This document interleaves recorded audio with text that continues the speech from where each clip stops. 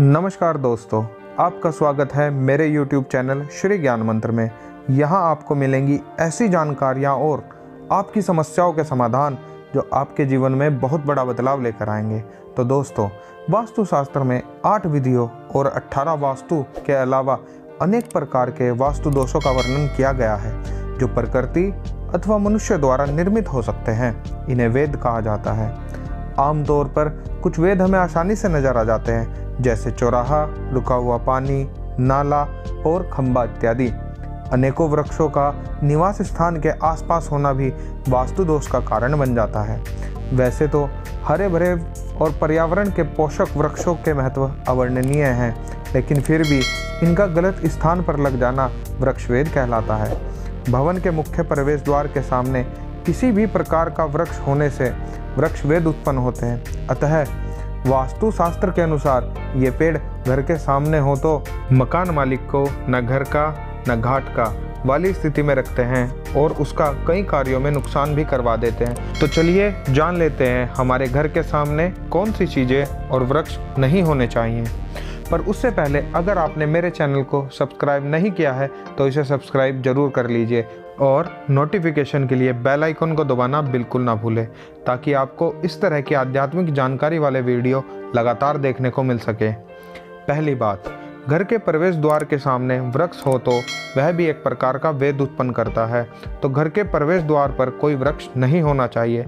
इस प्रकार के वेद के कारण भवन में निवास करने वाले व्यक्तियों को सदैव परेशानियों का सामना करना पड़ता है और अपमान सहन करना पड़ता है।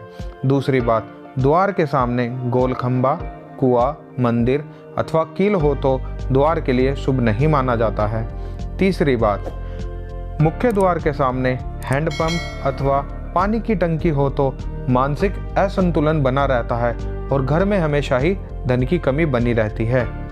चौथी बात, घर की दहलीज के सामने ठोका हुआ अथवा खड़ा हुआ कील भी वेद का कारण बनता है। पांचवी बात, घर के सामने सीढ़ी बनाना भी वेद करने वाला होता है। इससे परिवार के सदस्यों की उन्नति रुक जाती है।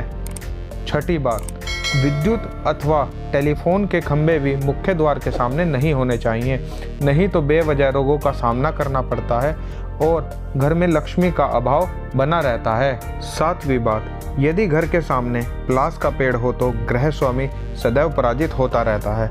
आठवीं और सबसे ज़रूरी बात, यदि प्रवेश द्वार के सामने इमली का वृक्ष हो तो घर के सदस्य की अकाल मृत्यु हो सकती है। नवीं बात, घर के सामने पीपल का वृक्ष भूत प्रेत की पीड़ा को उत्पन्न करता है। गृह स्वामी के भीतर सदैव डर बना रहता है। घर के ऊपर यदि किसी वृक्ष की परछाई पड़ती है तो उस घर पर निंद्रा देवी का शासन होता है। इससे घर में तमोगुण, अस्थि पीड़ा, पित्त का कष्ट, तपेदिक जैसे रोग, साइटिका जैसी भयंकर बीमारियां उत्पन्न होती हैं। ऐसे घर में निवास करने वाले लोगों का इलाज डॉक्टर भी नहीं कर पाते हैं। इसके साथ ही आंगन में दूध वाले वृक्ष घर का नाश करते हैं। अतः बरगद, आख, मदार आदि के वृक्ष घर में नहीं लगाने चाहिए। केले, बादाम, खजूर, आम, अंगूर, बेर इत्यादि के वृक्ष भी आंगन में कभी नहीं लगाने चाहिए। चंदन का वृक्ष आंगन में लगा सकते हैं, लेकिन प्रवेश द्वार के सामने नहीं। परंतु तुलसी का पौधा घर के मुख्य द्वार पर अवश्य लगाना चाहिए। इससे भगवान श्री कृष्ण की कृपा सदैव हम पर बनी रहती है। घर के पश्चिम दिशा में पीपल का वृक्ष, पूर्व दिशा में बरगद का वृक्ष, दक्षिण दिशा में गूलर का वृक्ष एवं उत्तर दिशा में केंत का वृक्ष लगाने का संकेत वास्तुशास्त्रों में मिलता है। बरगद जैसे बड़े वृक्ष की जड़ घर की नींव में जाकर उसे नुकसान पहुंचा सकती है, इसलिए इसका घर के निकट होना भी अशुभ कारक होता है। तुलसी, चंदन, पीपरा, मूल के पेड़ लगाने की आज्ञा वास्तुशास्त्र जरूर देता है। तो दोस्तों, इस प्रकार से आप अपने घर के मुख्य द्वार के सामने ऐसे पेड़ भूल से भी ना लगाएं। उम्मीद है यह जानकारी आपको अच्छी लगी होगी और यह वीडियो आपको पसंद आया होगा।